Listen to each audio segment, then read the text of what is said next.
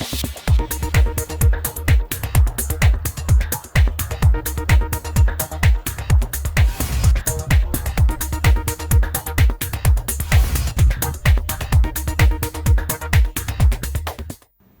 वालेकुम, आप देख रहे हैं इश्नाओ। मैं हूं Ali Sarwar. Chief justice of Pakistan Umar Raza Bandial की बहुत अहम रिमार्क्स आज सामने आए कि सियासी लोग इंसाफ नहीं मनपसंद फैसले चाहते हैं।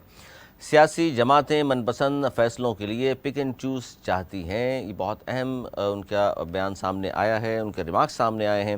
जबकि दूसरी जानिब इलेक्शन कमीशन और राना सनाउल्लाह ने 14 मई को इलेक्शन का इनेकाद मुमकिन करार नहीं दिया। वो कहते हैं, ख़ासतौर पर इलेक्शन कमीशन ने ये कहा है कि चूँकि बैलेट पेपर्स की छपाई और तहसील के लिए 1.5 अरब रुपए चाहिए, वो भी नहीं मिले। और जबकि एक दूसरी तरफ शाह महमूद कुरैशी ने आज मुज़ाकरात का तीसरा दौर जारी है। जिस वक्त हम ये प्रोग्राम लाइव आपके सामने मौजूद हैं, मुज़ाकरात जारी हैं और कहा जा रहा है कि जी 1 तारीख पर तो दोनों तरफ की जो पार्टीज़ हैं मुत्तफिक हो गई हैं, लेकिन वो क्या तारीख़ है इस पर मशावरत जारी है और अपनी पार्टी सरबराहान से राबते किए गए हैं। उस पर भी ताज़ा तरीन डिटेल्स भी आप इस प्रोग्राम में हम आपके साथ शेयर करते रहेंगे। जबकि इन मुज़ाकरात के तीसरे दौर से पहले शहबाज शरीफ साहब के बारे में कहा, शाह महमूद कुरैशी ने बल्कि इल्ज़ाम आयद किया कि शहबाज शरीफ ने मुज़ाकरात सबोटाज करने की कोशिश की है। इमरान खान के खिलाफ मुख्तलिफ मुकदमात आज बिलाखिर इस्लामाबाद हाई कोर्ट में PTI ने जो फहरिस्त जमा कराई है उसके मुताबिक मुल्क भर में 121 मुकदमात और कारप नोटिस की तफसीलात उन्होंने जमा करा दी हैं कि 121 मुकदमात इमरान खान के खिलाफ किए गए हैं। असद उमर साहब ने आज साफ तौर पर ये कहा कि असम्बलियाँ तोड़ने का आखिरी मौका ज़ाया किया तो मुल्क का इससे नुकसान होगा। यानी वो कहते हैं कि जी आज के मुज़ाकरात में फ़ैसला कर लिया जाए असम्बली तोड़ने का, लेकिन इस पर भी हम बात करेंगे कि अब होने क्या जा रहा है। जबकि बैरून मुल्क दौलत रखने का इल्ज़ाम असद उमर ने सिराजुल हक को कानूनी नोटिस भिजवा दिया है। सिराजुल हक साहब ने उन पर इल्ज़ाम आयद किया था कि बैरून मुल्क उनके असासे मौजूद हैं, दौलत मौजूद है। और इसके अलावा फवाद चौधरी साहब ने कहा कि जजेस किसी को ब्लैकमेलिंग में ना आएँ बल्कि आइनी और कानून के मुताबिक फ़ैसले करें। दूसरी जानिब ख्वाजा आसिफ आज गर्जे बरसे असम्बली में और उन्होंने अदलिया को कहा कि अदलिया जुल्फ़िकार अली भुट्टो, नवाज शरीफ और यूसुफ रज़ा गिलानी की नाअहली का हिसाब दें। और इमरान खान ने सुप्रीम कोर्ट में कहा कि सुप्रीम कोर्ट में तकसीम तशवीशनाक है। सुप्रीम कोर्ट के हवाले से उन्होंने ये भी कहा और ये भी कहा कि तोसी मिलने के बाद जनरल बाजवा बिल्कुल बदल गए थे। इस पर भी हम बात करेंगे। मेरे साथ मौजूद हैं नवाज ज़ुबैर साहब, सीनियर तज्ज़ियाकार, दानिश्वर अनीस मंसूरी साहब मौजूद हैं, सीनियर तज्ज़ियाकार, और आपके सामने मौजूद हैं अनीस मंसूरी साहब। इनसे भी हम बात करेंगे। मारूफ एंकर पर्सन भी हैं, दानिश्वर भी हैं। और लेकिन सबसे पहले यही मैं बात जानना चाहता हूं, जो आज चीफ जस्टिस ऑफ पाकिस्तान के रिमार्क सामने आए, क्या कहेंगे नवाज ज़ुबैर साहब कि सियासी लोग इंसाफ नहीं मनपसंद फ़ैसले चाहते हैं, सियासी जमातें मनपसंद फ़ैसलों के लिए पिक एंड चूज़ चाहती हैं। ये चीफ जस्टिस साहब के रिमार्क सामने आए हैं। बिस्मिल्लाहिर्रहमानिर्रहीम। मैं मुत्तफ़िक हूँ इस रिमार्क से, और ये रिमार्क जो है बिल्कुल सही है, क्योंकि और ये एक कुदरती बात है। जब भी कोर्ट में कोई दो फरीक जाए किसी भी केस को लेके, तो हर फरीक चाहता है कि उसके हक़ में फ़ैसला हो, लेकिन फ़ैसला होता है कानून और आइन की रोशनी में, और कानून और आइन की रोशनी में जो फ़ैसला हो रहा है वो एक फरीक को पसंद नहीं आ रहा, क्योंकि उसमें बहुत सी ऐसी चीज़ें हैं जिस पे हम बहुत दफ़ा बात कर चुके हैं। और दूसरा फरीक है वो एक ही चीज़ को पकड़ के बैठ गया है कि जी आइन पर अमल हो। हालांकि उन्होंने अपने टाइम पे बहुत सारी आइनी चीज़ों पे अमल नहीं किया, लेकिन अब वो आइन को पकड़ के बैठ गए हैं कि जी 14 मई को फैसला दिया है, आप इसी पे कराएं। बहरहाल मुज़ाकरात की तरफ चले गए हैं, मुज़ाकरात हो रहे हैं। अभी जिस टाइम हम बात कर रहे हैं इस टाइम भी काफ़ी चीज़ें हो रही हैं तय, और मुझे लगता है कि आज एक लंबी रात होगी मुज़ाकरात के लिए। इतनी जल्दी ये ख़त्म होने वाले नहीं हैं, क्योंकि इनके पास टाइम कम है। इनको एक बात का जो एहसास है वो ये है कि इनके पास वक्त बहुत कम है। अच्छा, मुज़ाकरात पे हम दोबारा आते हैं, क्योंकि मुज़ाकरात तो जारी हैं, लम्हा ब लम्हा आगे भी करते रहेंगे, क्या क्या ख़बरें आ रही हैं। लेकिन इस पर आपने ये कहा कि सियासी लोग जो है, ये बात दुरुस्त है चीफ जस्टिस ऑफ पाकिस्तान की, कि सियासी लोग जो हैं वो इंसाफ नहीं मांगते बल्कि मनपसंद फैसले चाहते हैं हर अदालत से। आप कह रहे हैं कि ये बात दुरुस्त है? बिल्कुल उनकी बिल्कुल। देखिए, इसमें तमाम सियासी जमातें शामिल हैं, तमाम सियासी जमातें इसमें शामिल हैं, कोई इससे बड़ी ज़िम्मा नहीं है। हर कोई ये चाहता है कि उनके मनपसंद फैसला दिए देते हैं। इमरान खान चाहते हैं कि फौरी 14 मई को इलेक्शन हो जाए, और अगर वो नहीं होते तो ज़्यादा से ज़्यादा रियायत देने चाहते हैं कि चले असेंबली अभी डिज़ोल्व कर दें और मई के किसी दिन में इलेक्शन करा लें। लेकिन आइन और कानून में जाहिर है जो कुछ भी है चीफ जस्टिस ऑफ पाकिस्तान या कोर्ट जो है उसके मुताबिक फैसले किया करती हैं। क्या करती हैं, लेकिन ये नहीं चाह रहे तारीख में अपना नाम बाकी जजों की तरह बुरा लिखवाएं जो बाकी तो जजों ने ये फैसले बात बड़ी किए। अहम होती है या ये बात ये अहम है कि अपना- आइन पे अमल करें? देखिए, सबसे पहले पाकिस्तान मुमलिकत स्टेट अगर उसको बचाने के लिए नजरिया जरूरत इस्तेमाल कर लिया आप हक में हैं जाए, इसमें? मैं इसके हक में हूँ। जैसे मुनीर के साथ इसका मतलब देखिए, है जिसको नहीं, नहीं, लानतान नहीं, करते हैं आप हर प्रोग्राम में। वो देखिए, नजरिया जरूरत किसी इंसान के लिए नहीं हो, किसी एक पार्टी के लिए नहीं हो, किसी एक शख्स के लिए नहीं हो।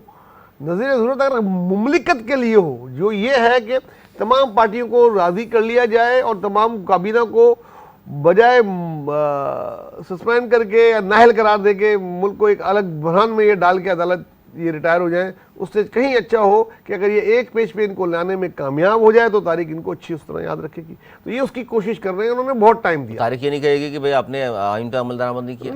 तारीख नहीं कहेगी क्योंकि तारीख ये कहेगी कि अगर उसमें उसको बुरा कहेंगे, आप और हम भी बुरा कह रहे होंगे, जिस दिन इन्होंने असेंबली के पूरी काबीना को उनको नाहल करार देना पड़ेगा ना।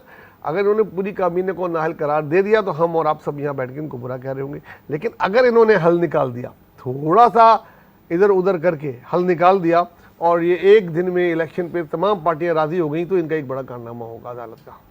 अनीस मंसूरी साहब क्या कहेंगे? सियासी लोग इंसाफ नहीं मनपसंद फैसले चाहते हैं और जैसा जुबैर साहब फरमा रहे हैं वो तो कह रहे हैं कि मैं तो नजरिया ज़रूरत के साथ हूँ। नजरिया ज़रूरत अगर मुमलिकत के लिए हो, जाहिर है जो भी जब जब नजरिया ज़रूरत आया मुमलिकत का नाम ही लिया गया। नहीं वो आप क्या कहते हैं? बहुत शुक्रिया अली। आइन और कानून से बाला जो शख्स भी फैसला करेगा, चाहे वो पंचायत लगाकर करे, चाहे वो नज़रिया ज़रूरत के तहत करे, वो मुजरिम है।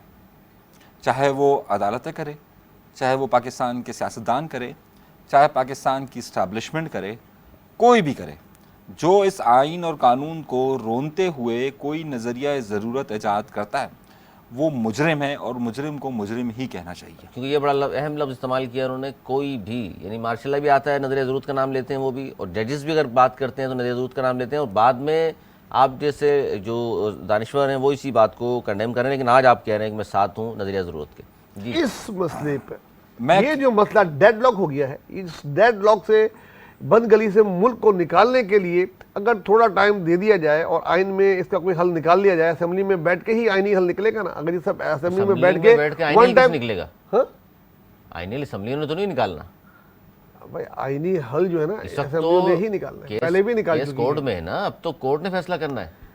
भाई कोर्ट ने क्यों टाइम दिया इनको कि अगर आप एक कोर्ट का ये काम हालांकि था या नहीं था? देखिए, काम नहीं था।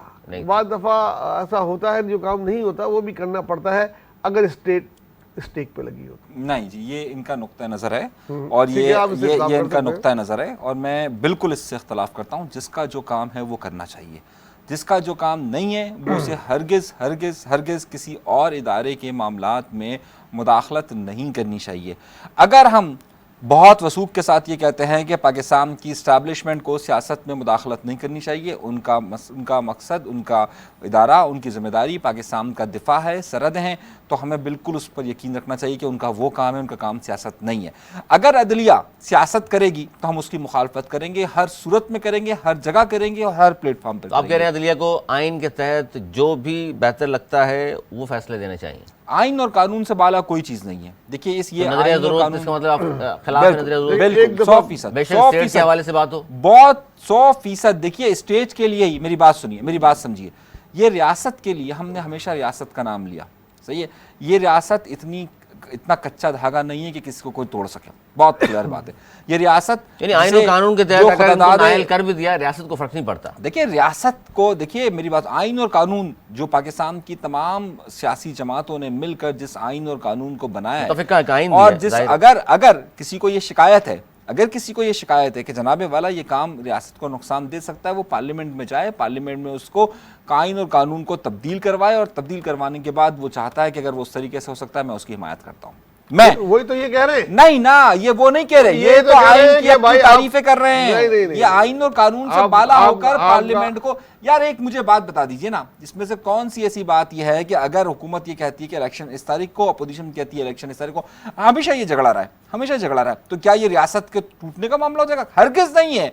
पाकिस्तान इतना कमजोर धागा नहीं है कि जिसे तोड़ा जा सके। पाकिस्तान के मुतालिक पाकिस्तान पर जो ये दुश्मन निगाह रखते हैं अनीस भाई से और पहले हमेशा भी डराते कही रहते हैं। थी, ये उधर भाग गए थे। आज मैं फिर इनसे ये बात कहता हूं कि आप थोड़ी देर के लिए बन जाए चीफ जज। आपके सामने ये केस है, क्या फैसला देते हैं आप? आज उधर नहीं भागेगा, क्या फैसला देते हैं, फैसला बताएं। देखिए मैं अगर आइन कानून को रख के कौन सामने सा फैसला बताऊं? ये जो भी पड़ा हुआ 14 मई वाला, 14 मई वाला 14 मई का वाला, आप क्या आगे कहेंगे, पीछे नहीं आइन पे अमल भागिएगा। करें जी, नहीं करा रहे आप तो घर भेज दें। देखिए, पूरी देखिए, काबीना, मेरी बात पूरी सुनिए। काबीना अगर को 14 घर मई भेज का देंगे। इलेक्शन 14 मई का इलेक्शन अगर कानून के मुताबिक हो रहा होता, मैं उसकी हिमायत करता। कानून के मुताबिक नहीं था, नहीं था। इधर उधर भाग रहे हैं। अभी जो उसके सामने नहीं किया था। गया, उसका अभी जो है उसका बताया फिर ना। इसका नहीं मतलब है था। कि आप जज ने जो फैसला दिया उसके खिलाफ है, मैं बिल्कुल खिलाफ हूं। ये फैसले के खिलाफ।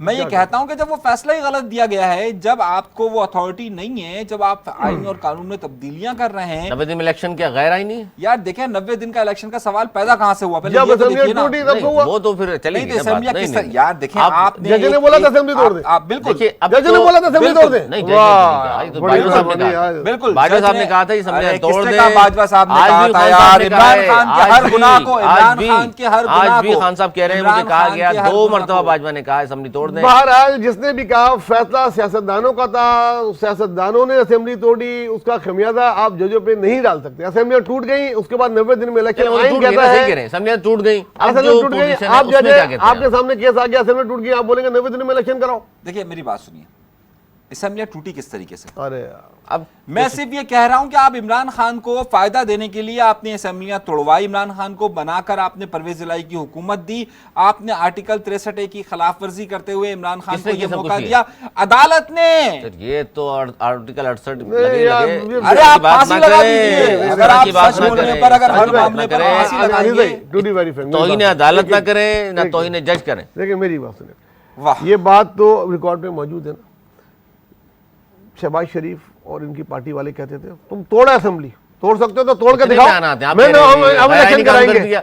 उन्होंने- रोजाना सुबह शाम कहते थे आप तोड़े हम इलेक्शन कराते हैं। देखिए, मैं अब जब मौजूदा उन्होंने हुकूमत तो- का हिमायती नहीं यार हूं। भाई, आप जब मेरी उन्होंने बात को तोड़ समझिए, दी, मेरी जब ये सुनिए सब बात। क्यों कहते थे? इसका मतलब सब ये गलत बात कर रहे थे। मैं उन तमाम लोगों के मुखालिफ हूं कि जो जिस तरीके से आप मुझ पर फतवा जारी कर रहे हैं, नहीं, इस पर ये तो आर्टिकल लगा 68 दो। लगेगा। एक वो नहीं, इमरान लगा खान दो, है जो कहता है लगा अपनी दो, मर्जी का कानून बना लग दूं, सकता है। अपनी मर्जी का कानून बना दूं, अपनी आर्टिकल मर्जी का 68 इंसाफ लग बना सकता दूं। है, जिस तरह की आप अरे तनकीद यार। कर अच्छा, रहे जब हैं। मैंने आप पे डाला तो मतलब आप किसी बता को दें आप तो क्या फैसला इस्तिस्ना देते दे हैं। तनकीद से। किसको इस्तिस्ना? मुकद्दस गाय की तरफ आप जाएंगे नहीं, फिर पल कौन चलेंगे। लेकिन कौन बहरहाल कौन किस पर नहीं तनकीद होती? क्या पाकिस्तान की एस्टैब्लिशमेंट भाग हो, जाते अदलिया जब हो, उन पे कोई भी हो, जब- आप मुझे बताइए कि अगर हम ये कहें कि उनके किसी गलत फैसलों को हम मान लें क्या? अच्छा, अभी जज क्या फैसला देंगे आप बताएं। जज को फैसला वो देना चाहिए जो कानून और आइन के मुताबिक हो। वो क्या है? असेंबली कानून और आइन ये कहता है कि अगर पाकिस्तान की पार्लियामेंट ने इस कानून को बना दिया है हुक्म कि इम्तना जारी हो सो चुका। मोटो, अब मेरी बात सुन लीजिए ना, अगर पाकिस्तान की पार्लियामेंट ने कानून बना दिया है कि सो मोटो का इख्तियार सिर्फ चीफ जस्टिस का नहीं होगा, चीफ जस्टिस को तस्लीम कर लेना चाहिए और उसी मुकदमे में खुद अपने लिए इख्तियारात के लिए उस बेंच में नहीं बैठना चाहिए। हो गई बात, ये कानून बना दिया क्या?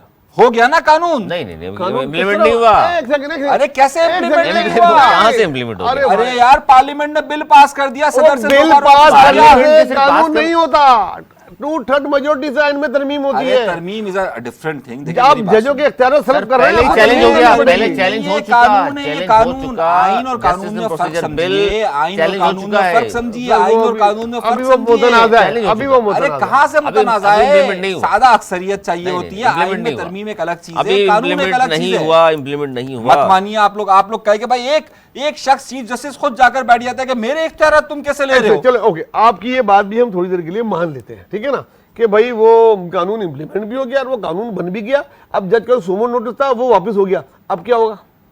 इलेक्शन नहीं कौन सा होगा। सपोर्टर? वो जो सुमो नोटिस लिया था जिसके तहत इसने इलेक्शन की डेट दे दी थी, नहीं, मैं उसकी बात नहीं कर रहा ना। मैं तो देखिए आपने एक मुझसे सवाल पूछा कि उन्होंने कहा तजावुज किया, मैंने आपसे कहा कि देखिए अरे चले हल की तरफ आए, चले ठीक है, क्या हाल बताएं आप? चले हल की तरफ आए, क्या होगा हल? किसका? जज क्या करें? इस पे होगा क्या? जज क्या करें? 14 मई के जजेस को सबसे पहले जो कानून पार्लियामेंट ने पास किया है उस कानून पर अमल करते हुए जजेस को सू मोटो का जो इख्तियार है चीफ जस्टिस को वो खत्म करना चाहिए। और जो ये खुद अपने केस की समाअत कर रहे हैं कि आप मेरे लिए समाअत कर रहे हैं, आप मेरे लिए इख्तियारात की बात कर रहे हैं, आप मेरे लिए बात कर रहे हैं, ये बिल्कुल बंद होना चाहिए। देखिए, सिर्फ मैं बात जो नुक्ता उठाना चाहता हूं, जो मैं पहलू बताना चाह रहा हूं वो ये, फैसला क्या होना चाहिए? अरे मैं कोई जज थोड़ी, मैं ये कहता हूं कि अभी आप जज नहीं, नहीं आप कह रहे हैं आइन कानून के तहत फैसला हो, फिर कानून के तहत जब हम कह रहे हैं आइन और कानून के तहत फैसला हो, तो उसके बाद आप पीछे जाते हैं। पहली फुर्सत में इस ये जो समाअत हो रही है इससे बाहर निकले। अच्छा फैसला न दे। अच्छा अरे क्यों? किसी की फरमाइश पे चीफ जस्टिस आप ओहदे की बेतौकीरी न करें, किसी की फरमाइश पे वो नहीं बाहर आ सकते। अली, आप मुझे एक छोटी सी बात बताएं, मेरे इख्तियारात का मामला हो और मैं ही इसका वो फैसला अलग कर हो रहा गया, हूं, अलग हो कैसे? गया। आपकी ख्वाहिश के मुताबिक वो अलग हो गया, नेक्स्ट सीनियर बन गया काजी फाइजीदा। हाँ। अब वो क्या फैसला वही दे? तो चाहते हैं। एक मिनट, अब वो क्या फैसला दे? कौन सा? ये जज हट गया आपकी ख्वाहिश के मुताबिक, और जो दूसरा आ गया। पार्लियामेंट ने कानून बनाया उसके मुताबिक सो मोटो एक्शन, उसके मुताबिक सो मोटो जो है वो 3 जजेस लेंगे। फैसला तो हो चुका ना 14 मई के इलेक्शन से का, यार? दोबारा सारे अच्छा, फैसले रिवीट होंगे। 3 जजेस भी क्या आइन के मुताबिक सोमो नोटिस लेंगे? अगर ले लिया वो ये कहेंगे 90 दिन में कम से इलेक्शन कम कराओ। एक आदमी अच्छा का बात क्या नहीं काम नहीं करे नहीं, ना। काजी फाइज साहब भी आ जाएं तो वो फिर कहेंगे भी 90 दिन इलेक्शन नहीं होने चाहिए। एक मिनट सब मुझे आने दे। फिर भी वो नोटिस ये लेंगे ना कि 90 दिन के अंदर इलेक्शन कराएं। क्यों लेंगे? वो तो केस दोबारा सुनेंगे, दोबारा वो 4-3 का फैसला होगा, फैसला आ 4-3 का चुका, फैसला होगा, फैसला आ 4-3 का चुका। फैसला होगा, भाई, 4-3 वाला फैसला होगा। 4-3 का हो, 5-3 का हो, 9-3 का हो, फैसला यही होगा कि आइन के मुताबिक इलेक्शन कराएंगे। बिल्कुल, आइन से बिल्कुल, मालूम होगा बिल्कुल, कि यही फैसला होगा, बिल्कुल, यही फैसला कैसे होगा आइन के होगा? मुताबिक। तो फिर वहीं आगे खड़े हो वो जाएंगे। वही आइन खड़े नहीं हो है ना, वो जाएंगे। कानून नहीं है जिसके मुताबिक फैसला हुआ है। 4-3 का फैसला क्या है? नहीं नहीं, आपने 2-3 का फैसला दे दिया, 4-3 का फैसला किया था। अच्छा चलें, इसी से मिलती जुलती खबर भी सुन लेना। अब आपने जो बात कर दी, गवर्नमेंट ये बात नहीं कह रही जो आपको मौके पे, गवर्नमेंट ये कह रही गवर्नमेंट है, की बात ही नहीं कर रहा ना। गवर्नमेंट ये कह रही है जनाब राना सनाउल्लाह साहब की शक्ल में कि 14 मई को इलेक्शन का इनकाद मुमकिन नहीं है। पहली बात, इलेक्शन कमीशन ने भी कहा कि जी नामुमकिन है क्योंकि बैलेट पेपर की छपाई और तरसील के 1.5 अरब रुपए हमें भी दरकार हैं, तो अब इस वक्त तो मौका ही नहीं रहा, ना हमारे पास इतने दिन बाकी रह गए। वहाँ से ये मौक़िफ़ आया।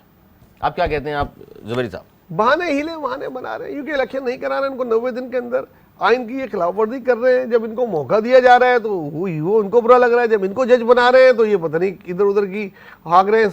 मेरे ख्याल में ये सबसे बेहतरीन काम है जो अभी चल रहा है। जजों ने तारीख जो है वो दे दी है कि कोई तारीख नहीं दी, बोला आप फैसला कर लें और फैसला करके कोर्ट में जमा करा दें कि किस दिन किस महीने में आप इलेक्शन चाहते हैं। अगर ये नहीं निकाल पाए हल, फिर आइन और कानून के तहत सीधा सीधा है कि इनको हुआ ना। देखिए आज शाह महमूद कुरैशी ने क्या कहा है, अभी मुज़ाकरात के बाद शाह महमूद कुरैशी ने क्या कहा है कि हम मुज़ाकरात नहीं हो सके इसलिए हम जा रहे हैं अदालत में कि भाई मुज़ाकरात कामयाब नहीं हो सके। अच्छा ये खबर चूंकि अभी हम प्रोग्राम कर रहे हैं लाइव और इस वक्त तक जो खबर बाहर आई है वो ये आई है, आप दोहरा दें इस खबर को। जी मैं बिल्कुल दोहरा रहा हूँ। मैं यही बात कर रहा हूँ कि जनाब वाला, आप जब हम इख्तियारात की बात मुज़ाकरात खत्म हो गए, मुज़ाकरात खत्म हो चुके, तीसरा दौर था, ये आखिरी दौर था, बिल्कुल आखिरी दौर था और अब ये जाएंगे अदालत। अच्छा क्या दोनों तरफ से क्या बात मुझे बचाओ, अब्बा जी मुझे बचाओ, अब्बा जी मुझे बचाओ, अब्बा जी मुझे बचाओ, ये तौहीन अदालत वाली बात आ जाएगी। सर ये इस तरह की बात कर रहे हैं, वजह उसकी ये है कि अदालत जाना, अब्बा जी की बात किसी चीज का फैसला ना हो तो फिर आप ये मानते हैं उनके अब्बा जी अदालत है? नहीं तो फिर आप ये कह रहे हैं ना, मैं कह रहा हूँ वो जाएंगे मुज़ाकरा, भाई अब्बा जी मुझे बचाओ, तो आप अदालत का नाम लिया, अपने अदालत का नाम लिया, अपने अदालत का नाम लिया। आज के मुज़ाकरात में जो मेरी इत्तलात के मुताबिक 2 चीज़ें तो तय हुई हैं। एक चीज़ तो यह तय हुई है कि एक दिन पे इलेक्शन कराने पे दोनों फरीक मान गए हैं कि किसी एक दिन इलेक्शन हो। वो इसाक डार का मौक़िफ़ है, वो उसका मौक़िफ़ नहीं दोनों है। फरीक वो कह रही है सुप्रीम कोर्ट से गुजारिश करेंगे, मुज़ाकरात में पेशरफ्त नहीं हो सकी। ये कौन कह रहा है? ठीक है जी, कौन कह रहा है? और इसाक डार क्या कह रहे हैं? डार साहब का बयान मेरे सामने। इसाक डार कह रहे हैं कि जनाब मुज़ाकरात ठीक हुए हैं, मुज़ाकरात में बिल्कुल पेशरफ्त हुई और दोनों फरीक। देखिए मुज़ाकरात ये कामयाब करना नहीं चाहते थे। मुज़ाकरात के दूसरे दौर के बाद आपने छापा मार दिया परवेज़ इलाही साहब के घर पे, 8 घंटे वहाँ तवील ऑपरेशन, जिसे पता नहीं क्या कुछ कर रहे थे एंटी करप्शन वाले। सर उस पर तो कुछ बताए ना, ये गवर्नमेंट संजीदा थी? मैंने आपको संजीदा कल मैंने बड़ा खुल के बात की थी इसमें, जिससे कुछ लोग नाराज भी हो गए कि जितने लोग मुज़ाकरात कर रहे हैं उससे ज्यादा लोग मुज़ाकरात को सबूताज करने में लगे हुए हैं। और मैंने कल ये कहा था, बशमुल इमरान खान, मैंने ये कहा था बशमुल नवाज शरीफ, बिल्कुल नवाज शरीफ ज्यादा नहीं, आप वो भूल जाते हैं। नवाज शरीफ, ख्वाजा आसिफ और आप खाली एक का नाम ले तो मैंने बाकी 2 नाम याद करा दिए, सब ठीक है ना? अच्छा नादीदा कुव्वतें नाम ले, आप बात कर ले भाई। हम चाहेंगे पंजाब में आपकी ख्वाहिश की मुताबिक बात कर लूं, आप अपनी ख्वाहिश की मुताबिक बात कर 14 मई लीजिएगा। को इलेक्शन के लिए अब चूंकि मुज़ाकरात में तो कहूंगा इस जाहिर है जब वो कह रहे हैं नाकामी, समझे इस बात को कि सुप्रीम कोर्ट से 10 मई तक का टाइम है। इसको आप नाकाम कहेंगे जब वो कह रहे हैं जी पेशरफ्त नहीं हो सकी? नहीं, इस तरह मुज़ाकरात में डेडलॉक आता है और कल वो कह रहे हैं सुप्रीम कोर्ट जा रहे हैं, हम कहेंगे बैठे हुए होंगे जी, आप देखिएगा कल फिर ये बैठे हुए होंगे और ये मुज़ाकरात में दो चीज़ें तो इत्तेफाक हो गई थी कि एक दिन में के लिए दोनों मान गए थे, निगरान हुकूमत की निगरानी में इलेक्शन होंगे, इसमें मान गए थे। नाकामी का बता दिया उन्होंने कहा जी ख्वाजा आसिफ के बयानात ने माहौल को साजगार नहीं पेचीदा बना दिया, फिर जानबूझकर छापा मारा गया परवेज इलाही, फिर ये संजीदगी नेक नीति नज़र हमें नहीं आ रही थी, तो लिहाजा अब हम जा रहे हैं सुप्रीम कोर्ट और जाकर कहेंगे आपने मौका दिया, बहुत शुक्रिया आपका, लेकिन संजीदा नहीं है हुकूमत। अब क्या होगा सर? अब वही होगा जो ये चाहते हैं। मैं तो ये चाहता हूँ कि आईन और कानून का अमलदारी हो, मैं कुछ और नहीं चाहता। आइन और मेरा एक ही अमलदारी ये है, चाहे 3-4 का फैसला हो, 7-3 का, 10-12 का, जो भी मैं पहले बोल चुका हूँ, फैसला यही होगा। जितनी बेंचें भी बना लो कि आइन के तहत इलेक्शन 90 दिन में कराए जाए, और वो नहीं कराए जाएंगे तो जो नहीं कराएगा, जो जिम्मेदार होगा, वो सदावार होगा। क्योंकि डार साहब ये कह रहे हैं जी एक ही दिन में, जिससे जमहूरियत के डार लिए साहब ये कह रहे हैं जी इस बात पे एग्री हो गए हैं कि निगरान हुकूमत होगी जब इलेक्शन कराए जाएंगे, जी, ये बात एक ही point दिन है, वो इलेक्शन, लेकिन तारीख कौन सी होगी इस पे कोई बात नहीं हुई, फाइलन नहीं हो सका। हालांकि दोनों ने अपने लीडरान से बात भी की, टेलीफोनिक राब्ते भी किए, लेकिन उसके बावजूद भी हल नहीं निकला। तो जाहिर है अब फ़िरक़ैन अपने अपने मौके पर कायम हैं, और लिहाजा शामिल कुरैशी साहब ने बाहर आकर मीडिया से गुफ्तगू की है और उन्होंने कह दिया साफ तौर पर अब तक की जो खबरें आ रही हैं वो उस खबरों के मुताबिक जनाब वो कह रहे हैं हम सुप्रीम कोर्ट से कहेंगे 14 मई का जो आपने फैसला दिया था ठीक है, उस फैसले पे इलेक्शन करा दें। लेकिन इलेक्शन कमीशन का जो फैसला है, गवर्नमेंट का फैसला है, वो कहते हैं नामुमकिन है 14 मई को इलेक्शन कराना। अब सिचुएशन बहुत ज़्यादा पेचीदा हो गई है और पाकिस्तान जिस क्राइसिस से गुजर रहा है, क्या ये मौका है इस तरह के माहौल में ये आपस में सियासतदान साथ बैठ के भी फैसला ना कर सके? इसके बालिग नजरी कहेंगे आप इनकी, या तंग नजरी कहेंगे? देखिए, ये मैं आपको बताऊं, ये बहुत ही बड़ी गलती कर रहे हैं। कई दफ़ा बोल चुका हूं, ये आखिरी मौका है, आखिरी हफ्ता है। अगर ये आज 2 तारीख में खड़े हैं, 3 तारीख हो गई समझ लें, तो 10 तारीख से पहले पहले इन्होंने करना है। 10 तारीख की डेडलाइन इनके सर पर है। अगर ये नहीं बैठ पाए तो ये तमाम के तमाम जाएंगे, ये सब जाएंगे। कोई निगरा, कोई नहीं कह रहे हैं, कोई केयर टेकर, कोई टेक्नोक्रेट, गवर्नमेंट आएगी और फिर जब सबका एहतसाब होगा तो ये सम्मा में सारे ही नंगे हैं। नहीं, जब 62-63 अगर इनका कानून ले आओ, कानून पे अमल दरामद हो, तो 62-63 में कौन से सियासत रहेंगे बीच में? बिल्कुल। शुक्र अल्हम्दुलिल्लाह रब्बिल आलमीन में, अल्लाह का लाख एहसानमंद हूँ इस बात पर कि नवेद भाई ये कहते हैं कि आपका कानून होना है, और इन्होंने तस्लीम किया कि मैं आइन और कानून की बात कर रहा हूँ। तो भाई ये बात हुई ना, मुल्क भी चलाना होता है ना भाई, के नहीं चलाना होता। यार आइन और कानून है, उसी के मुताबिक आइन और कानून पे चलना है, चाहे किसी को फैसला पसंद आए ना आए, बस आइन और कानून के मुताबिक फैसला होना चाहिए। मेरा पहला और आखिरी नुक्ता। अच्छा जी, टेलीफोन लाइन पे हमारे साथ जहां साहिबा कराची से मौजूद हैं, उनका सवाल सुनते हैं, क्या फरमा रही हैं? अस्सलाम वालेकुम। वालेकुम अस्सलाम सरदार भाई, अनिल भाई, सब लोग आप कैसे हैं? ठीक है जी जी अल्हम्दुलिल्लाह। अच्छा, मैं कहना चाहती थी कि सर ये अब तो मई आ गई, आज 2 मई है, 14 मई को तो इलेक्शन हो नहीं सकते। मजाकरात जो है ड्रामेबाजी, अब ये तो बंद होनी चाहिए। दूसरी बात, मैं कराची में रहने वाली हूँ, तो कल अल्ताफ वो मुस्तफा कमाल साहब जो थे, उनका जो वाकया हुआ उस पर बात करना चाहूंगी कि मुस्तफा कमाल का जो दिमागी संतुलन है ना, वो खराब हो चुका है। ठीक है, और दूसरी बात है कि बोतानबाजी कर रहे हैं अल्ताफ भाई पे, इनके पास कोई सबूत है, और बोतान कितना बड़ा गुनाह है ये इनको पता होगा। एक सवाल आपसे है कि मुस्तफा कमाल जो बकवास कर रहे हैं अल्ताफ भाई के खिलाफ, ये अच्छा नहीं, इस तरह के अल्फाज, ठीक है, समझ गया मैं आपका सवाल, बहुत शुक्रिया।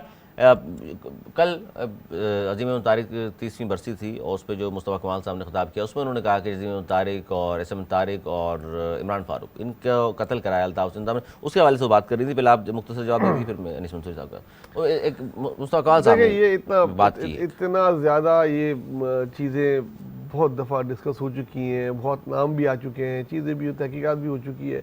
इस पर मज़ीद बात करना ना लोगों के दिलों में और मज़ीद रंजिशें पैदा करना है, जो कम अज़ कम मैं अपने प्लेटफॉर्म से, अपने मुंह से नहीं करना चाहता।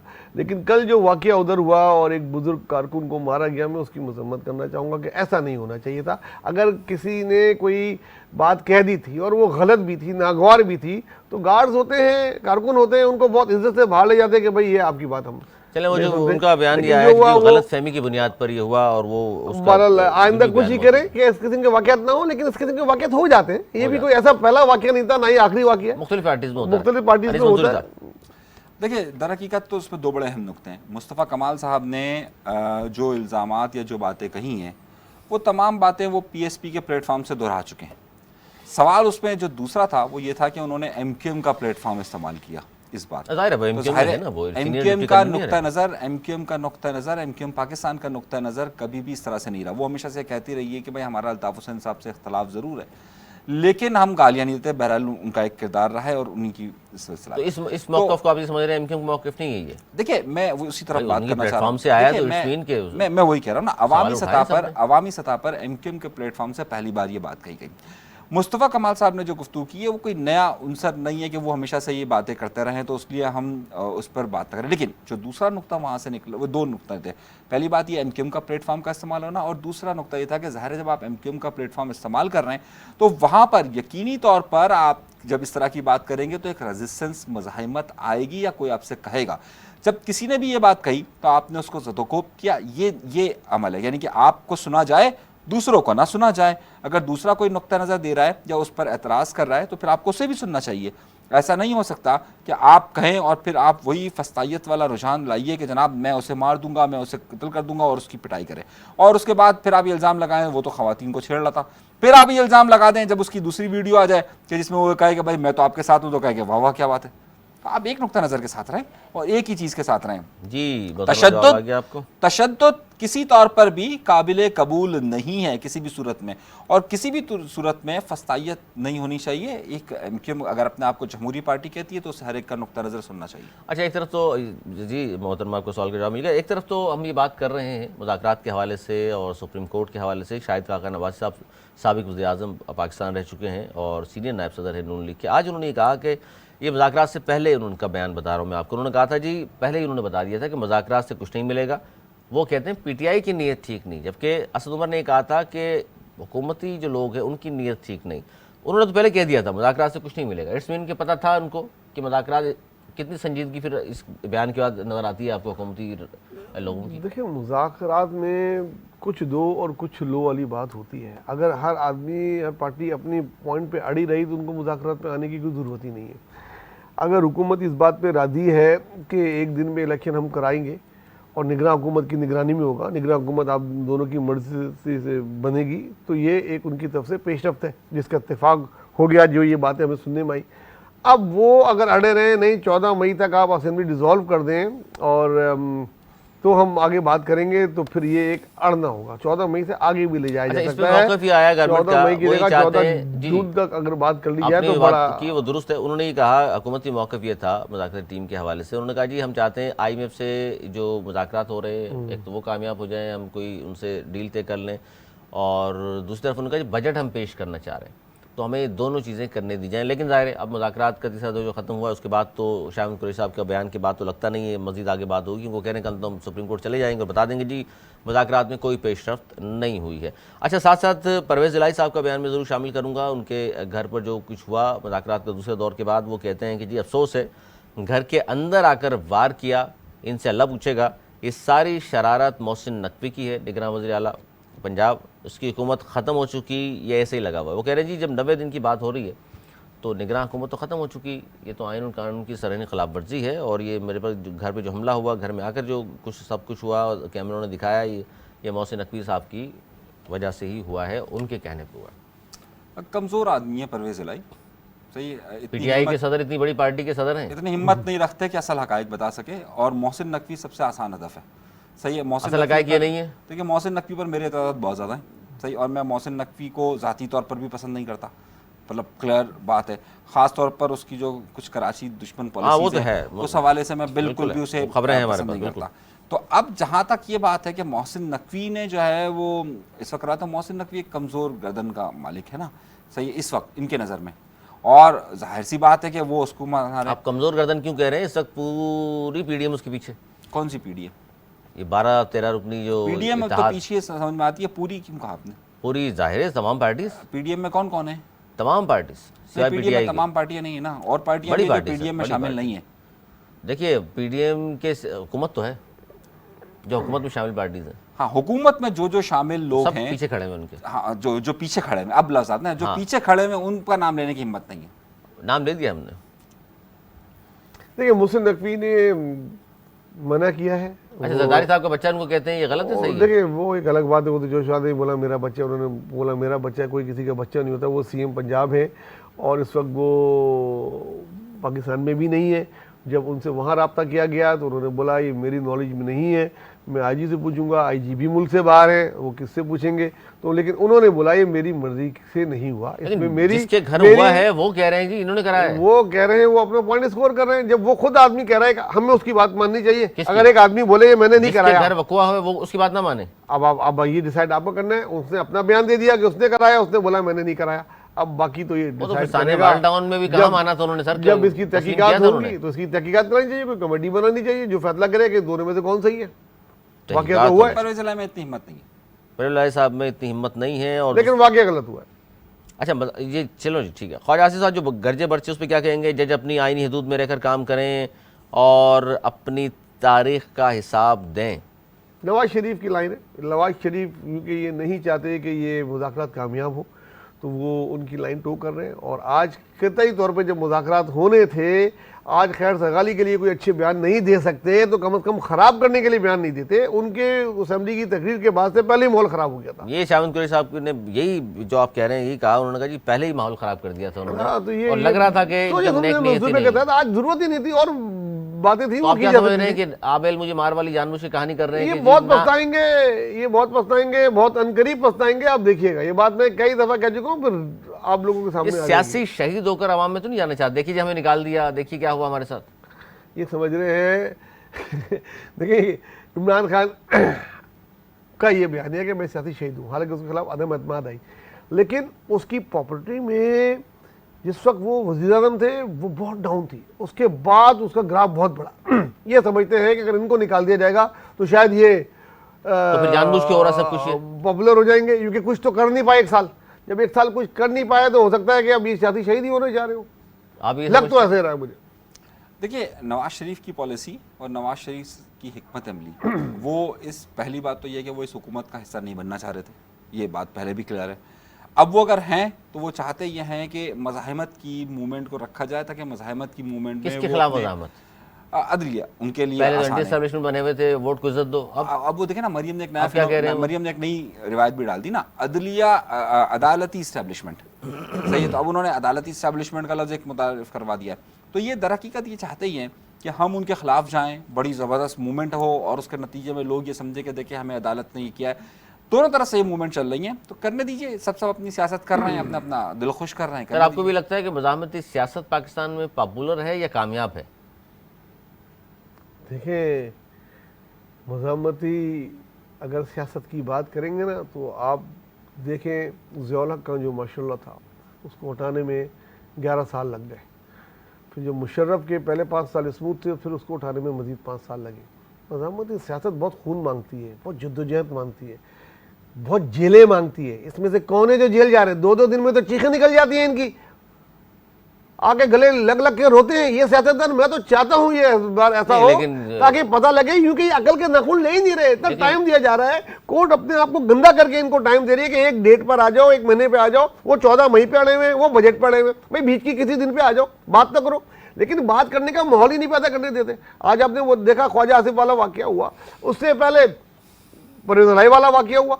अच्छा, नून लीग इस हवाले से आपने जो बयान दिया है सर, तजिया जो पेश किया उस पर अक्सर बेशतर मैंने सुना है वो नाराज़ इसलिए होते हैं, वो कहते हैं जी ख्वाजा साद रफ़ीक हों, ख्वाजा आसिफ हों, जावेद हाशमी साहब हों, इन सब ने जेलें काटी हैं मुशर्रफ दौर में, अभी भी काटी हैं। भाई इन्होंने ही काटी है। खुद पूरा का पूरा खानदान मुल्क से बाहर बादशाहों की तरह रहता रहा। क़यादत किधर है? क़यादत की क्या कुर्बानी है?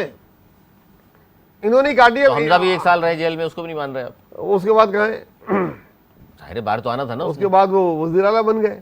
वो जिस तरह की जेल, बहरहाल देखें, अगर इन्होंने होश के नाखून नहीं लिए तो इनको फिर वाकई जेल काटनी पड़ेगी। तमाम लोग सबको, पीपल्स पार्टी, नून लीग, फजल रहमान, जिसने गलत किया होगा।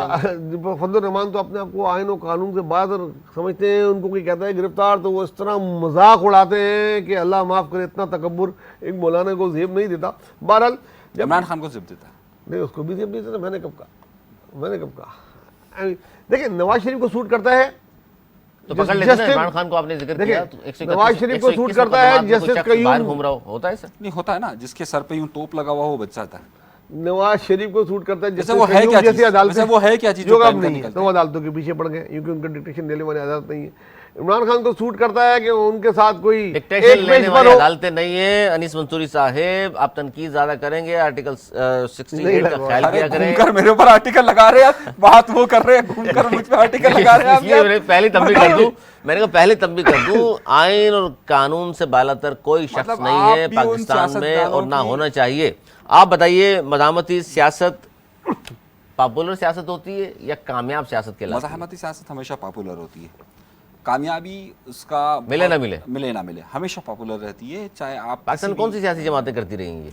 पाकिस्तान में किस सियासी जमात ने नहीं की, सही है, ये एक बड़ी मिसाल है कि पाकिस्तान की सियासी जमातें हमेशा उस फिनोमेना के साथ रही कि मज़ाहमत की तरफ जाएं। और सियासी जमातें इस पार्टी ने छोड़ दी।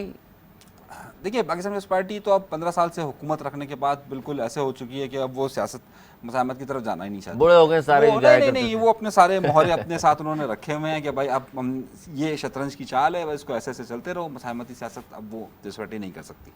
ना पीपल्स पार्टी का वो अब स्टमना है कि वो मज़ाहमती सियासत की तरफ जाए। मज़ाहमती सियासत यकीनी तौर पर नौजवान करते हैं। प्रो एस्टेब्लिशमेंट सियासत है पाकिस्तान पीपल्स पार्टी की? नहीं, ये एक बड़ा एक जुमला है। प्रो एस्टैब्लिशमेंट करने के बजाय वो डील विद एस्टैब्लिशमेंट सियासत करती है। वो हमेशा डील करती है एस्टैब्लिशमेंट के साथ, इस तरह की डील करती है कि जनाब ये हो और इस तरह के। Pro establishment is a different thing, कि मतलब बिल्कुल ही आप एस्टैब्लिशमेंट के साथ हो जाते हैं। पाकिस्तान पीपल्स पार्टी हमेशा इस तरह की सियासत करती है कि जनाब हर एक के साथ डील्स कर दी जाए, बातचीत कर दी जाए और मुज़ाकरात कर कर डील्स तय की जाए।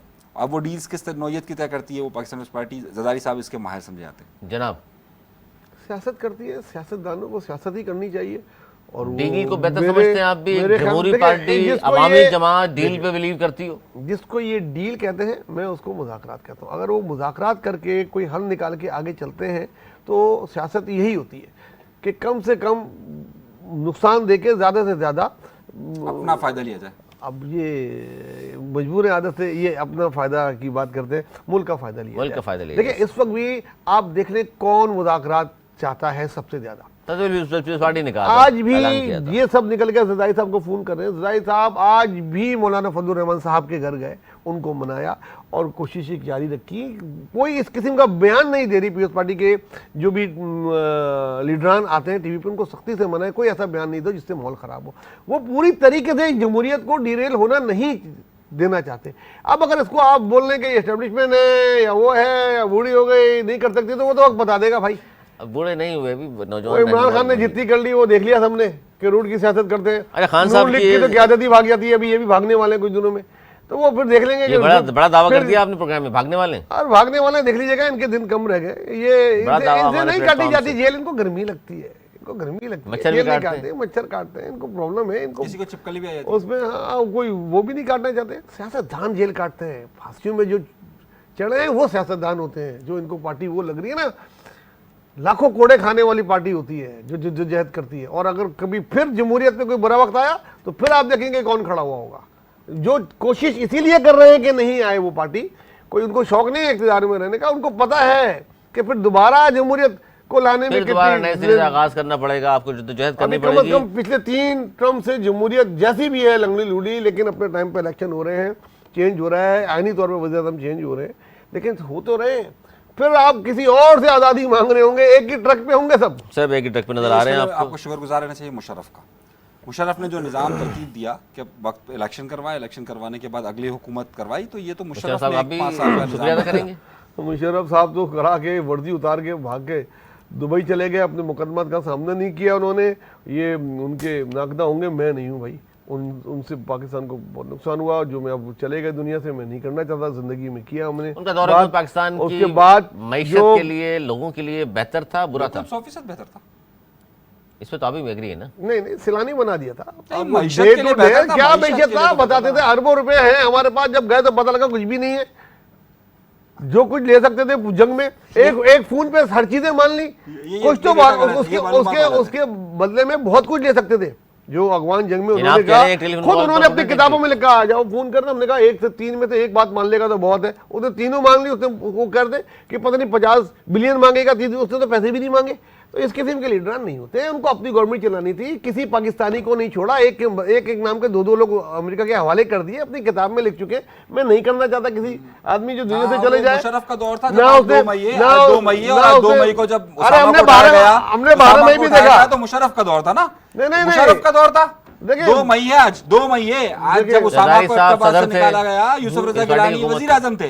गिलानी साहब वज़ीर देखिए आज़म वो थे। जो ऑपरेशन था अरे, वो उसको आप इस तरह नहीं मनाएं। if but- 12 मई को याद नहीं करेंगे जब कराची में जब इसी तो शहर 12 मई में 2007 की बात कर रहे हैं। खून की होली खेली गई और मुक्का लहरा रहे थे उधर।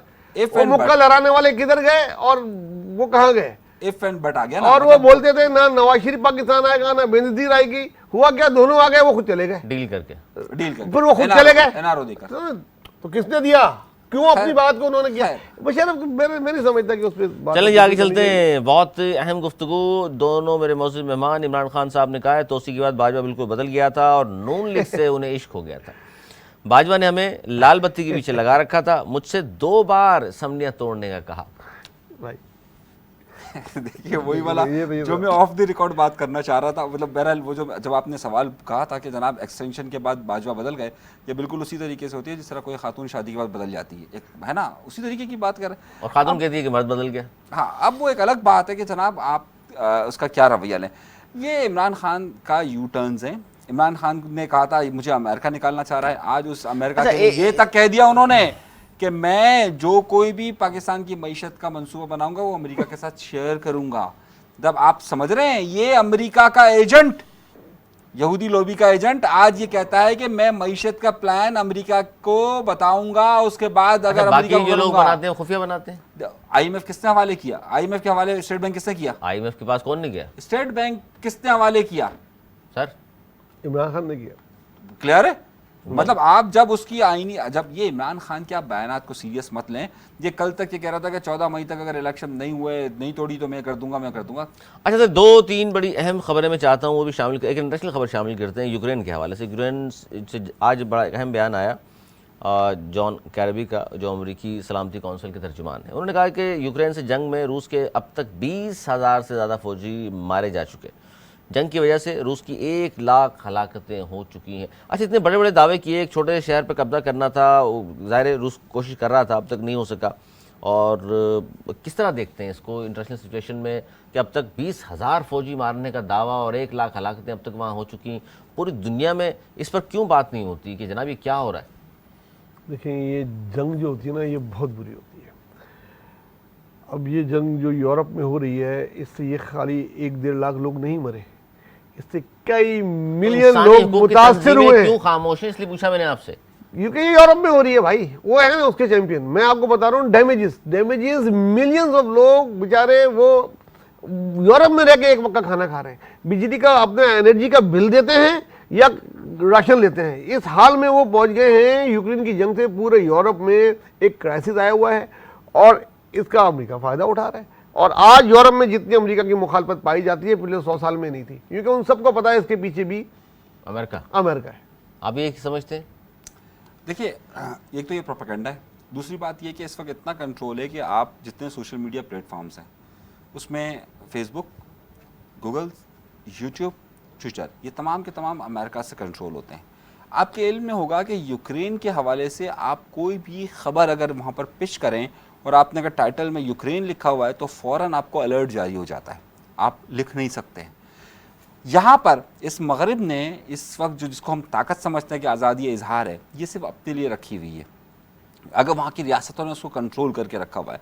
आप जो कह रहे हैं यूक्रेन से वहाँ पर ख़बर नहीं आ पाती, उसकी सबसे बड़ी वजह ये तमाम प्लेटफॉर्म्स हैं जिस पर हम तकिया करते हैं कि जनाब हम फेसबुक, यूट्यूब, ट्विटर, इंस्टा। जंग शुरू क्यों हुई थी भाई, ये वजह बता देंगे आप जरा इनको? मैं वो खबर की वो बात खबरें कर रहा तो सब पता शहर थी। पे हूँ, जो इन्होंने कहा ना कि खबर क्यों नहीं आती। नहीं, नेटो जरा बताएंगे जंग क्यों शुरू हुई नहीं थी? मैं आता हूँ उस पर ना। वो जो सवाल उन्होंने पूछा पहले तो मैं वो सवाल जवाब दे उन्होंने दूं। जो पूछा था वो सही पूछा था, क्या अमेरिका इसका जिम्मेदार है? नहीं, उन्होंने आपने बोला सवाल ये नहीं। पूछा था कि खबरें नहीं आती है, ये नहीं, खबरें नहीं, नहीं नहीं, आती है, जिम्मेदार कौन है इसका? जिम्मेदार कौन है? अब मैंने कहा इसका इंसानी अमेरिका है। तंजीमें क्यों खामोश है? जरा छोटे छोटे वाकयात पे जो कहते हैं जी 2 अफराद नेटो हलाक का हो गए, क्या काम था यूक्रेन में? 20,000 अफराद को बता रहे हैं और खामोशी छा गई सब। देखिए, पहली बात तो ये कि खबरें ना आने की वजह ये कि जिसकी वजह से असल हकाइक को छुपाया जा रहा है।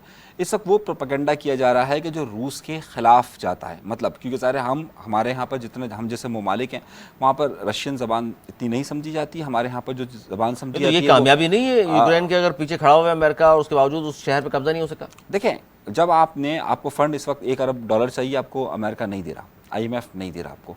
आपको पता है तकरीबन 57 अरब डॉलर का फंड यूरोप और अमेरिका उधर दे चुका है इस वक्त सिर्फ इस जंग के लिए। मैं उस हवाले से बहुत सारे मामलात हैं, बहुत सारे तहफ़्फ़ुज़ात हैं हमारे कि जिस पे अगर यूक्रेन की और रशिया की जंग चल इंसानी रही है। हकूक़ की तंजीमें क्यों नहीं बोल रही सर इतनी हलाकतों पे? देखिए बिल्कुल मैं वही आपसे कह रहा हूँ, क्योंकि इंसानी हकूक़ की तंजीमें इसलिए नहीं बोल रही कि डेटा की ओरिजिनलिटी पर किसी को भी यकीन नहीं है और बोलना चाहिए। तस्लीम कर लिया कि 20,000 आदमी तो चलो मान देखिए, लिया, वो तो 20,000 उन्होंने रशिया के मारे ना। फौजी 1 लाख अफराद की हलाकत। देखिए आपकी बात बिल्कुल सही है, बिल्कुल नवेद भाई की बात दुरुस्त है कि वहाँ ये डेटा तो ऑफिशियल डेटा है ना, हमारी इतलात या जो आम इससे जो असर क्या इत्तलात पड़ा है। सर यूरोप में? जैसे आपने बताया क्राइसिस बहुत ज़्यादा, आप भी बिल्कुल सबसे बड़ा मसला देखिए गंदम अच्छा, का बहरान। खुर्दनोश महंगी देखिए होगी। देखिए गंदम का सबसे बहरान। बड़ा एनर्जी क्राइसिस ये यूरोप डिपेंड करता था यूक्रेन से, जो रशिया से गैस आती थी, इलेक्ट्रिसिटी आती थी, उसका बहुत बड़ा दारोमदार उनका था, जिसकी वजह से शॉर्टेज की वजह से वो बहुत महंगी हो गई है। 300% हो गई है, जिस घर का 300 पाउंड साल का बिल होता था एनर्जी का, वो 1200 पे चला गया है। मकसद उनकी तनख्वाह से ज़्यादा वहाँ पहुँच गया। अब वो ये कहते हैं वहाँ होती है सर्दी कि वो हीटर चलाएं सर्दी। कि नहीं चलाएं, पूरे कपड़े, मैं पढ़ता रहता हूँ उधर, मेरी फैमिली भी उधर है, कि वो पूरे कपड़े पहन के लोग सो रहे होते हैं, हीटर नहीं चलाते। क्या अगर हीटर चलाएंगे तो फिर घर का खाना कैसे लाएंगे, और घर का खाना लाएंगे तो इसका बिल कैसे देंगे। बहुत क्राइसिस में है वो लोग इसकी जंग से। तो और वजह एक इतनी नाकिस तो थी, यूरोपीय यूनियन की खामोशी क्यों है? नेटो की जरूरत ही नहीं थी रशिया में घुसने की, वो नेटो का अपना उसको अलाय बना रहा था। यूरोपीय यूनियन क्यों खामोश है? यूरोपीय यूनियन तो यूक्रेन के साथ है, तो इतना नुकसान हो रहा है रशिया उनके के साथ लोगों तो नहीं है को। ना। नहीं ठीक है, लेकिन उनके लोगों को इतना नुकसान हो रहा है, एनर्जी क्राइसिस भी आ रहे हैं, लोग परेशान हैं। यूरोपीय यूनियन को कंट्रोल करता था अमेरिका, अब जाके उसके हाथ से वो भी निकल रही है, क्योंकि जितनी मुखालफत इस वक्त यूरोप में अमेरिका की हो गई है, जो मैं आपको बता रहा हूँ पूरी जिम्मेदारी के साथ बता रहा हूँ, इतनी कभी भी नहीं थी। आज हर कोई उनको बुरा बोल रहा है, क्योंकि इस जंग का जिम्मेदार वो अमेरिका को समझते हैं। अब इस जंग से कैसे निकला जाएगा, ये एक दिन ये खुद ही बैठेंगे रशिया और यूक्रेन, जब बहुत ज्यादा नुकसान हो जाएगा ना। जल्दी आपको ये जंग खत्म होती नजर नहीं आ रही? बिल्कुल ये लंबी चलेगी बिल्कुल लंबी चलेगी। तो उसका और नुकसान नहीं है फिर यूरोप को, जिस तरह बता रहे हैं सिर्फ यूरोप जुबैर को साहब? नहीं पूरी दुनिया को नुकसान है। देखिए जो गंदम का भी बहरान है, वो यूक्रेन एक बहुत बड़ा एक्सपोर्टर समझा जाता है गंदम का। गंदम का जो हम ये सारा बोझ आया वो भी इसी की वजह से आया। एनर्जी क्राइसिस इसके साथ शुरू हुआ, एनर्जी क्राइसिस के साथ साथ जो दीगर अशिया खुरोनोश है उसमें भी काफ़ी मसला आया। उसके बाद रशिया पर लगने वाली पाबंदी और उसके बाद रशिया और चाइना का एक ब्लॉक का सामने आना, ये वो बहुत सारे महरिकात हैं कि जो आगे चलकर ज़्यादा मज़ीद गंभीर होंगे। अच्छा जी, अब गंदम की आपने बात की तो बड़ी ऐलान किया गया था, वज़ीर-ए-आज़म साहब की तरफ से खुशखबरी सुनाई गई थी। उसी में चाहता हूँ प्रोग्राम का इख्तिताम हम करें कि पाकिस्तान में गंदम की शानदार फसल के बाद क्या आवाम को सस्ता आटा मिल पाएगा? जुबैरी साहब, मिलना तो चाहिए, आवाम का हक है, क्योंकि और ये जिस पैदावार भी मैं बता दूं, मौजूदा साल गंदम की फसल की पैदावार 2 करोड़ 68 लाख 10 टन साल रहने की का 10 साल तखमीना की है। सबसे अच्छी क्रॉप जी, जी। है, और ये इंशाल्लाह अगले 3-4 साल तक जारी रहेगी, क्योंकि जितना सैलाब, जितना तूफान आया था, हमारी ज़मीन ने बहुत वो पानी पिया है, वो ज़रखेज़ हो गई है और ये आया है। लेकिन इसका असरात आवाम तक पहुँचे तो बात है। अब ये अफगानिस्तान ना स्मगल कर दें, जखीरा अंदोजी होगी, नाजायज नहीं मुनाफाखोरी। नहीं नहीं नहीं नहीं अली, इसकी बड़ी इसका अहम वजह ये आना है, चाहिए आवाम जैसे को, मिसाल के सस्ता तौर पे- मिलना चाहिए। आटा तो कम से कम लगता है सस्ता आपको कर मिलेगा दें। या नहीं? मुझे उम्मीद है, लेकिन इनसे तो कम उम्मीद है किसी और से है।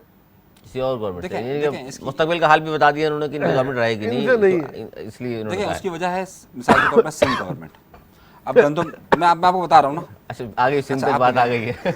अब मैं सिंध की बात, गवर्नमेंट की बात करूंगा, वेस्ट पार्टी की मैं बात तो कुछ करूंगा। नहीं कह रहा हूं, अच्छा पानी देखिए, पी सिंध रहा हूं। गवर्नमेंट ने सबसे ज़्यादा गंदम की जो प्राइस रखी वो 4,000 रुपये रखी। सही है, जो इस वक्त सबसे ज़्यादा इस खत्ते के अंदर है, इस खत्ते के अंदर सबसे ज़्यादा है। अब जब गंदम की ख़रीदारी ही हम इतनी बड़ी कीमत पर कर रहे हैं, तो उसके बाद ज़ाहिर है आटे की कीमत को हम उस सतह पर कंट्रोल नहीं कर मैनेज नहीं हो सकते। सकेगा। एक मैनेजेबल नहीं है ना। अब जिस सब्सिडी तरीके से देगी पंजाब के अंदर 3200 रुपये रही, जिसको अब 3600 रुपये तक लाया जा रहा है, और उनका शिकवा ये कि क्योंकि खैबर सिंध ने जो है उसकी प्राइस बहुत ज़्यादा इंक्रीज़ कर दी है, जिसकी वजह से ये मुश्किल हुई है। अच्छा, अब ज़रा समझने की बात यह कि 4,000 रुपये इन्होंने फ़ी मंथ उसकी फ़िक्स की कीमत, और उसके बाद अब जो लेकिन जो मार्केट में सेल आउट हो रहा है वो तकरीबन 500 सवा 500 के करीब वो फ़रोख्त हो रहा है, 5,000 और 6,000 के करीब, 5 और 5,500 के करीब फ़रोख्त हो रहा है, जिसकी वजह से गंदम की कीमत की कमी का बिल्कुल भी इम्कान नहीं है अगले साल। इस साल तो बिल्कुल भी नहीं है, क्योंकि जब आपने गंदम की खरीदारी बड़ी कीमत में की है, सस्ता आटा ही नहीं है, आवाम के नहीं हो पहुंच सके। से ये दूर एक रहेगा। मैथमेटिकल इसका जवाब कैलकुलेशन मैं है दे दूं ना। आपको? जी जी, जाते जाते इसका जवाब देते हैं। देखिए, ये पीएस पार्टी ने आज से नहीं, मुशर्रफ के बाद जब 2008 में पीएस पार्टी गवर्नमेंट आई थी, तो आपको याद होगा मुशर्रफ के ज़माने में आटे के लिए बड़ी लंबी लंबी लाइनें लगती थी, लोग मरते थे, उसके बाद आटा मिलता था, तो किसानों ने गंदम उगाना ही छोड़ दी थी, उनको वारा ही नहीं पड़ता था। तो उन्होंने किसानों को सब्सिडी देने के लिए, जो अमेरिका करता है, उन्होंने किसानों से ही महंगी खरीदी ताकि उसका फायदा जो उगा रहे हैं उन गरीबों को तो पहुंचे, उन गरीबों को तो पहुंचे, इसलिए कि बाद में वो सब्सिडी देके कम कीमत में दी जाती है। अगर 4,000 में आप देख लीजिएगा, ये 4,000 में खरीद रहे हैं, इससे कम कीमत में ये फरोख्त। देखिए अगर 4,000 से कम कीमत में होती ना, तो आप अगर वो कम कीमत में दे तो रहे फायदा किसको हुआ? बात गरीब तो- किसान को मेरी हुआ ना, बात तो कल को वो और ज्यादा उगाएंगे। मेरी बात तो सुनिए इंपोर्ट ना। करेंगे तो कितने की पड़ेगी आपको पता है? अरे देखिए मेरी होता बात है, सुन डबल लीजिए, की मेरी हो बात जाएगी। सुन लीजिए। अगर 4,000 रुपए में वो ले रहे हैं फीमन, इसका मतलब है 100 रुपए किलो ले रहे हैं वो, सही है। अगर 100 रुपए किलो अगर जो उन्होंने फिक्स रखी हुई है, और अगर वो सिर्फ 100 रुपए ही दे दे, तो उसके बाद उसकी पिसाई और उसमें तकरीबन 25 रुपए का एक्सपेंस होता है। तो 125 रुपए का आटा होना चाहिए, लेकिन इस वक्त आम मार्केट के अंदर भी 160 रुपए से कम कहीं आपको कराची में नहीं तो मिलेगा। इंपोर्टेड है ना, अब जब अपनी होगी तो मेरे नहीं ख्याल में इंपोर्टेड कम नहीं है, इंपोर्टेड नहीं है भाई। ये जो हमने पिछले साल की जो आपकी फसल हुई थी, वो तकरीबन 25 मिलियन क्या है, मेट्रिक टन हुई थी। नहीं, ये गंदम इंपोर्ट नहीं, किया मैं- पाकिस्तान ने, ये नहीं मान रहे। मैं बता कल मैं आपको आप डेटा- देख के मैं बता आपको दें TCP कितनी का मैं आपको लास्ट ईयर TCP पाकिस्तान ने मैं कितनी आपको import TCP की का डेटा दे रहा हूँ ना। याद आए हुए थे यही इंपोर्ट मैं पे आपको खड़े हुए थे TCP यार, का मैंने खुद देखे। मैं आपको TCP का डेटा दे रहा हूँ, सही है। उसके मुताबिक 25 मिलियन मेट्रिक टन हमारे पिछले साल की पैदावार है, और हमारी रिक्वायरमेंट भी इतनी है। जो पाकिस्तान ने गंदम इंपोर्ट की थी, दर हकीकत वो नेशनल सिक्योरिटी फार्मूले के तहत की थी, कि जिसमें फूड सिक्योरिटी की एक डिपार्टमेंट है हमारा, बल्कि एक मिनिस्ट्री है, उसके तहत उन्होंने की थी, कि जिसके तहत फूड रिजर्व किया जाए, और जिसके मुताबिक तकरीबन इन्होंने 3 मिलियन के करीब जो है वो 3 मिलियन के करीब जो है वो यानी कि फूड तय किया था। पाए जी आप दोनों की बातों से कि हमारे साथ आम रोटी को नहीं खाते लोग, वो कहाँ से मैं जाता है? आपको आम जो लोगों डेटा- को मैं आपको जो benefit डेटा नहीं दे रहा हूँ, मिलने मैं का आपको जो जी, डेटा दे रहा हूँ ना, और आप उस जाने- डेटा को जी, चैलेंज जी, नहीं कर सकते। बिल्कुल, जाते जाते आखिरी कमेंट उस पर भी कर दीजिए। टसूरी साहब के हवाले से आपने लास्ट प्रोग्राम में दावा किया था कि उनका नाम खालिद मकबूल सिद्दीकी साहब ने नहीं दिया, जबकि जुबैरी साहब ने बता दिया था कि खालिद मकबूल सिद्दीकी साहब ने दिया था। जरदारी साहब ने भी दोहराया है इस बात को। क्या बताऊँ? आपने कहा कि टसूरी साहब का नाम नहीं दिया था खालिद मकबूल ने। देखिए सर एमक्यूएम से ताल्लुक है, डिप्टी कन्वीनर रहे हैं, देखिए आप अकेले में नहीं आपको है। हम आपको मुझे और हम सबको एक बात मालूम है बहुत अच्छी तरीके से। कामरान टेसूरी साहब पार्टी में किस तरीके से आए का, और सिर्फ 15-20 दिन के अंदर उनको किस तरीके से गवर्नरशिप का ओहदा दिया गया, सही है। ये जब नाम दोनों ने दिया ना सर, आए तो ठीक है, जिस तरह भी आए पराठों में आए होंगे, लेकिन आप बताएं। नाम खालिद मकबूल सिद्दीकी साहब की तरफ, बोले खालिद मकबूल सिद्दीकी साहब को हो सकता है मुमकिन तौर पर उनको भी ये कहा गया हो कि ये नाम है, आप दे दीजिए। वो खत्म हो गई बात। मैं यही कह रहा हूँ कि उनका नाम खालिद मकबूल सिद्दीकी ने दिया है, उनको किसी और ने उनको कहा, बेशक उसका मैं किसी जिम्मेदार ने नहीं भी हूँ भाई, दिया हो। ठीक हो उसको गया। चाहे लेकिन किसी हम ने भी चाहते दिया। हैं कि आप यही कह जैसा रहा हूं कि कीमती गवर्नर- आदमी साफत नहीं छोड़े, इसलिए आप हमें एक अच्छी सी कॉफी पिला दीजिए। अच्छी कॉफी पिला दीजिए। बहुत शुक्रिया जी मेरे दोनों मौजूद मेहमानों को नवे दौर तो आपका बहुत शुक्रिया, मंसूर आपका शुक्रिया। नाज़रीन, हमारा आज का प्रोग्राम गुफ्तगू आपने सुनी, कोशिश की हमने काफ़ी सारे मौज़ूआत का अहाता करने की, ख़ासतौर पर मुज़ाकरात गारमेंट के जो आज तीसरा दौर इख्ताम पज़ीर हुआ है, उस पर आपने बड़ी अहम और गुफ्तगू आपने सुनी दलाइल के साथ। आप मुत्तफ़िक हैं या आप नहीं हैं, तो आपकी आरा रहेगा इंतज़ार। अगले प्रोग्राम तक के लिए मुझे और मेरे मज़ीद मेहमानों को दी इजाज़त। मौलाना के बाद।